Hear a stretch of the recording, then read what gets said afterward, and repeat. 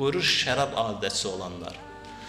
Və bu şərab içənlər haqqında maraqlı cəhət budur ki, heç kəs onlara heç nə demədən görsən ilin ən azı 2 ayını 2 dəfə şərabı tərk edirlər. Məhərrəm ayında, bir də Ramazan ayında. Çox maraqlı cəhətdir. Heç kəs onlara gəlib deməsə də, bəzilər görsən heç kəs demədən öz-özündən şərabı tərk edir həmin 2 ayda.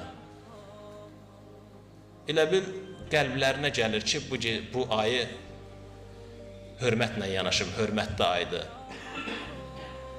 İndi bir ay miqdarında Allahın halal haramına diqqət edir, o qədər Allah dərgahında hörmətli sayılır həmin şəxs. Amma belə bir gecədə bilsə ki, əziz Peyğəmbəri ondan ötürü nigarandır, bilsə ki, zəmanə imamı ondan ötürü nigarandır, bunu dərk eləyib tövbə eləsə bir ömür xoşbəxt olar, dünya və axirət.